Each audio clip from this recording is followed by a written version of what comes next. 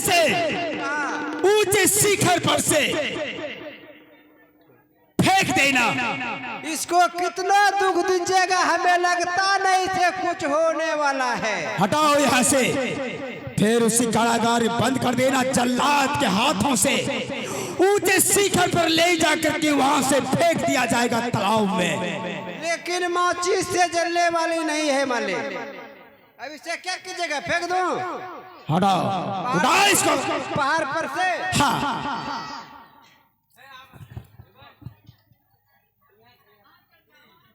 अरे बेदरा यार, एकरा लेक तू घर ना जाने क्या हो गया, समझ में नहीं आता है। जैसा भोर होता है रे बेदरा, जैसा भोर होता है ने चूल्हा में घुसा दिया। लक्ष्मी भोर दलितर लक्ष्मी घर, अब इसे लेकर जाता हूँ, पहाड़ पर से धकेल दूंगा। उठाओ,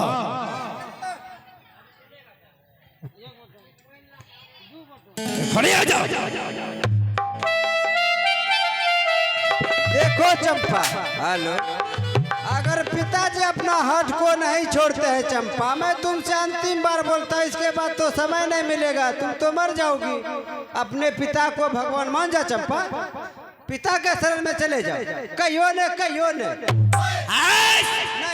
क्या कहियो नहीं रे? का दो चंपा, का दो का दो का दो, बोलो चंपा, बोलो बोलो बोलो बोलो। अरे बोलते का दो। सुनो, हटो पहले मेरे नजर से, हटो।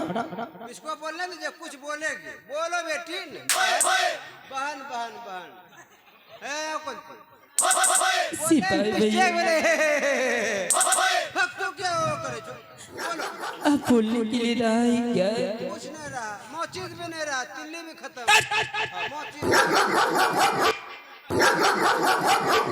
और तोरा, अरे तोरा बहन का ठार उतरा दे।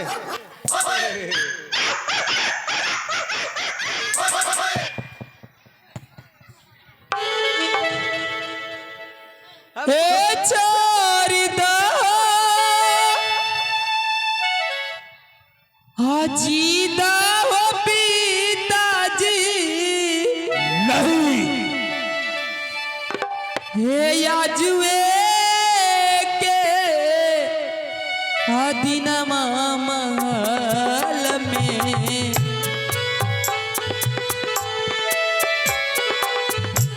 हे याजुए के दिनमा महल में,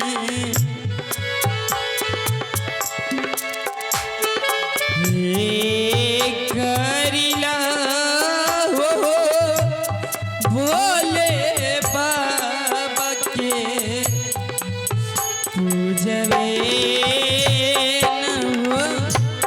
चंपा, मैं कभी किसी भगवान का पूजा नहीं, भगवान तो मैं हूँ, सब कुछ मैं हूँ। अरे हटाओ, मेरा हो रहा है, जल्दी हटाओ।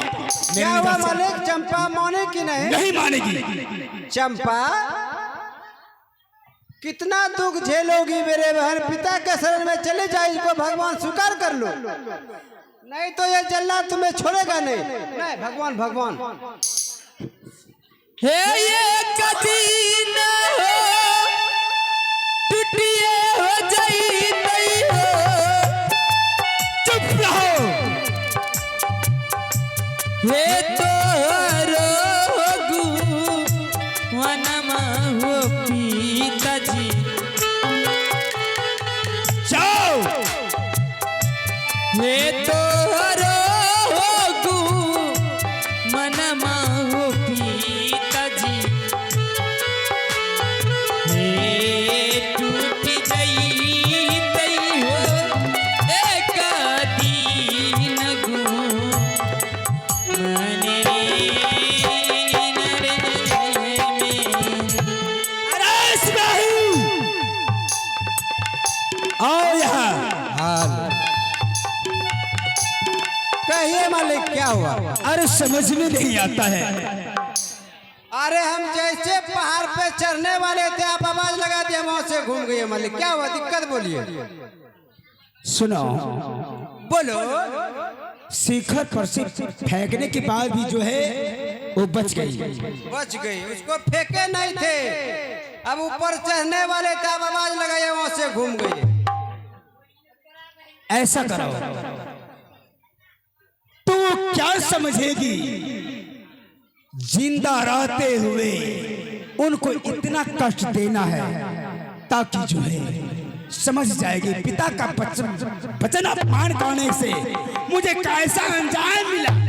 देखिए मालिक, उसको सबसे पहले चंपा को सीने पर 60 धान का चूरा तैयारी किए, उसके बाद नहीं मरी तो अरवा मटर का दाल तैयारी किए मालिक, उनसे भी नहीं मरी तो उसको क्या किए, मैंने बहुत उपाय किया, 7 फाटक के अंदर उसको बंद किया, उससे भी नहीं मरे तो आप जिंदा जला दिए, उससे भी कुछ नहीं हुआ मालिक। बताइए अब क्या होगा। ऐसा हो करो, क्या चंपा के लिए वैसा पर ढूंढ करके ले आना है, कैसा बड़ मालिक, जो कि चलने से असमर्थ हो, जिनको रहने का घर नहीं, पहनने का वस्त्र नहीं, खाने के लिए हाथ नहीं, जिनके शरीर से खून पी भी चढ़ रहा है, चलने से समर्थ हो, ओ जिसको टांग नहीं हो, पैर नहीं, हाथ नहीं, ओ उसी को न कहते हैं टेंगे टेंगे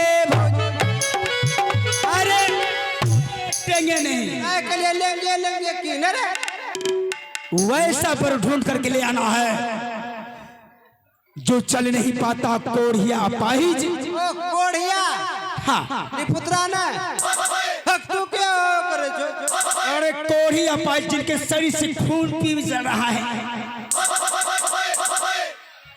ऐसा हाँ ऐसा, हाँ रे, जो कि चल नहीं पाता, अपने हाथों से खा नहीं पाता है। अरे अरे अरे अरे आपको लक्षण उसका बता, जाओ, कहाँ पर जाना पड़ेगा, यहाँ नहीं मिलेगा, तब कहाँ मिलेगा, मिलेगा सुल्तानगंज जाने के बाद जो देवघर वाले रूट है, बाबा धाम जो जाता है, यानी कि देवघर के रास्ते सुल्तानगंज होते हुए देवघर जाना पड़ेगा। हाँ। उसी रास्ते में कहीं कोढ़िया मिल जाएगा, कहीं नहीं, बिल्कुल मिलेगा। बिल्कुल सही बात सोचा मालिक, देवघर के रास्ते में बढ़िया आदमी में सला कोढ़ी बन जाता है। नहीं नहीं, मैंने रेलगाड़ी पर भी देखा, इसी समय मालिक 12 तारीख को हम जा रहे थे सिवान छपरा, जानते थे मालिक। तो क्या हुआ, आगे बताएंगे, अभी काहे बताएंगे अगला भविष्य। ऐसा अरे तुम्हारे आंखों, तुमको अंदाजा नहीं है, ये अंदाजा है तो वैसा ही खोज करके ले आना है। वहाँ तो बढ़िया आदमी क्या करते हैं मालिक, भांगा फूटा कपड़ा पहन लिया, वो रोड पे बैठ गया, एकदम मुंह कौन ऐसे वैसे कर लिया, दान पुण्य कर ले ये भैया, लोग सब मालिक क्या सोचता, साला तो भिखारी। अरे नहीं, वो ढोई नहीं चाहिए जो असली कोढ़ी अपाहिज है, और जिसको हाथ नहीं वैसा कोढ़ी चाहिए, हाँ। चलने के लिए पैर नहीं, पैर नहीं, टेंगे टेंगे जाओ, ठीक है मैं जाता हूँ मालिक, जाओ, और अरे जल्दी सजाई पंच पहिरे, और देरी नरला दाईबा, जल्दी से जईबा सिपाही रे, आता देरी। हेलो देखो दोस्त, अपना दुनो दोस्त, कुत्ता मरले की हाल दोस्त, बोलो बोलो क्या,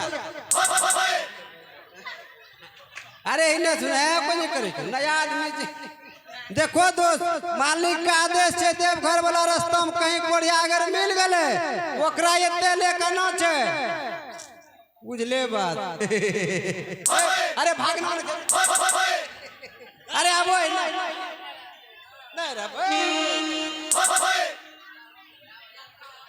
साला ये बुझ गया, कोढ़िया को छोड़ करके हमी में भिड़ जाए। अरे हम वैसे आदमी थोड़ी हैं, अरे कोई कोढ़िया देख ले छो, नहीं वो सब नहीं चाहिए भाई। देखो जकरा चले के लिए पैर नहीं है, जिसको खाने के लिए हाथ नहीं है, वैसा कोरिया हमको चाहिए। अगर कोई देखे है तो बताइए, उसको 1 सनौटी देंगे पूरे इनाम। तू क्या करे छो? अरे कोई देखे कोरिया को, उसको 1 सनौटी देंगे। अरे कोई बताबो न हो भाई, रुको हम पाछू देखी गाबै छी।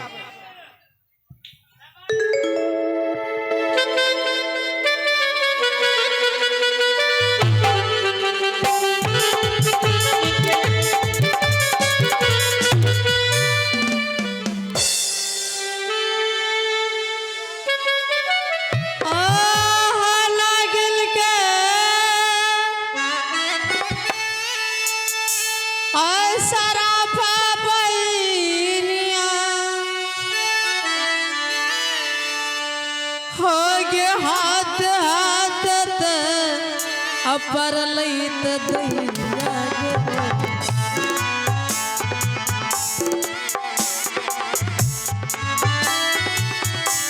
हे हाथ हाथ अमिन बेत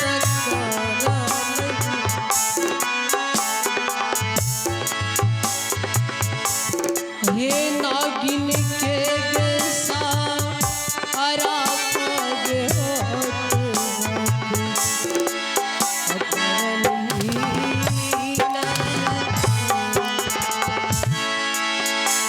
hello hello hello hello hello. एक आवश्यक सूचना कृपया ध्यान दें। दुर्गा वाली चाची आपको मनोज जी स्टेज के पीछे खोज रहे हैं। दुर्गा वाली चाची, आप यदि इस आवाज को सुनते ही अविलंब स्टेज के पीछे आ जाए।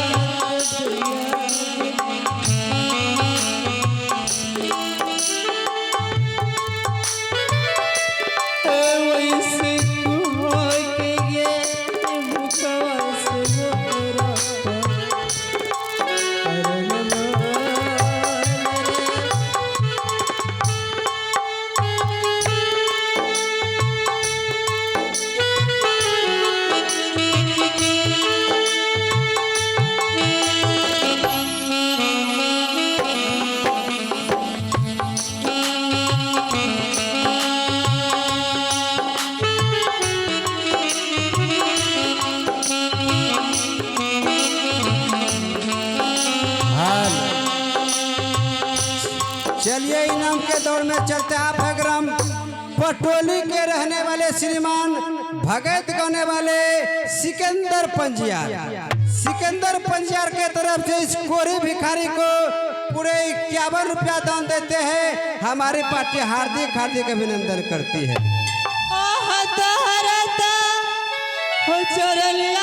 बाबूजी करिए पर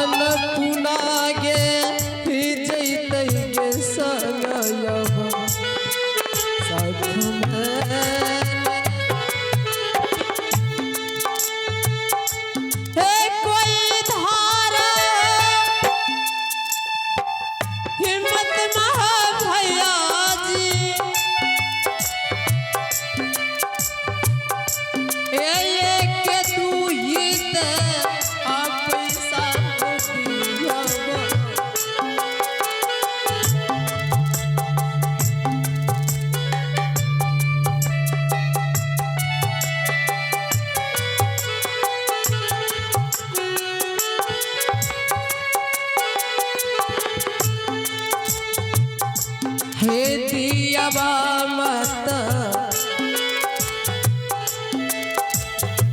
हाय दियावा त बाबू हो जी हे ये के दूहे हो और पैसा त दियावा ए भूखवा से हो डोलै छै सकल से अहिरान रे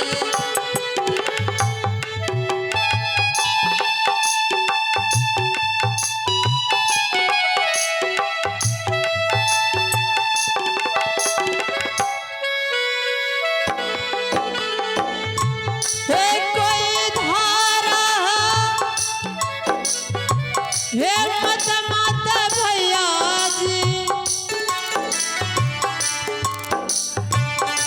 हे के दूत पैसा दिया और आप ग्राम केशवपुर के रहने वाले श्रीमान दयानंद शाह जी, केशवपुर के रहने वाले दयानंद शाह के तरफ से पूरे 11 रुपये इस कोढ़िया को दान देते हैं।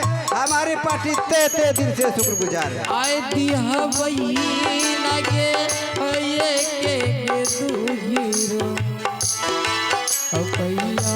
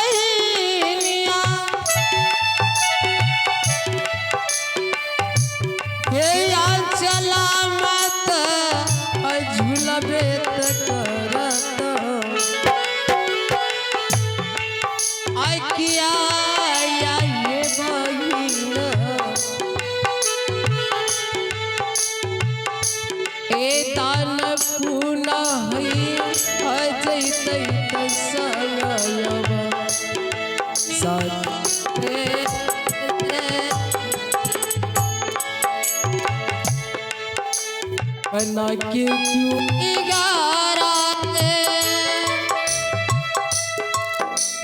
बिगाड़ा रे नसीबा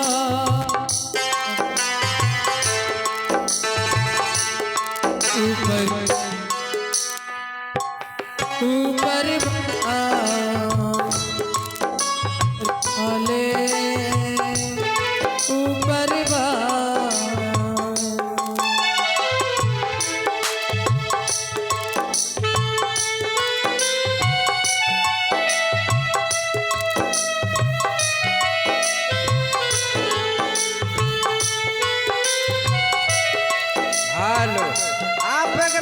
पकड़ा के रहने वाले श्रीमान गणेशी यादव, गणेशी यादव ग्राम मचपकड़ा जो कि भोरे चलाएगा बकरा, जो पुल पर बकरा चल रहा था। गणेशी यादव ग्राम मचपकड़ा के रहने वाले, उसने इस कोढ़िया के सिर पर खुश होकर के पूरे 51 रुपया दान देते हैं। हमारी पार्टी हार्दिक हार्दिक अभिनंदन करती है। आगे दिया मत अदिया बे बहिनिया उहीर बहिनिया आकिया आगे दैया गे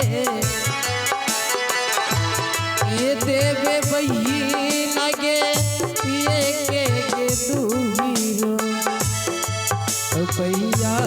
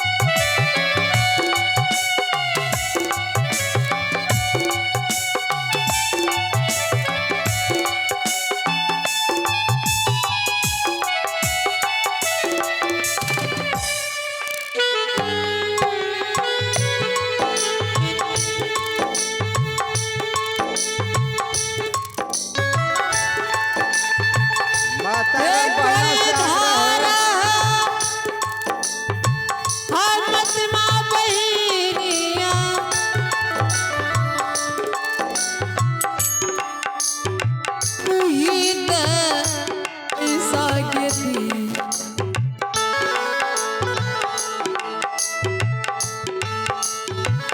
ई लगे ये के दूगिरो अपैया रे बतावे में कहना से आग्रह है कोढ़िया को कुछ न कुछ जरूर दान पुण्य करे। 2 रुपया 4 रुपया 10 रुपया आप लोग जरूर दान पुण्य करें।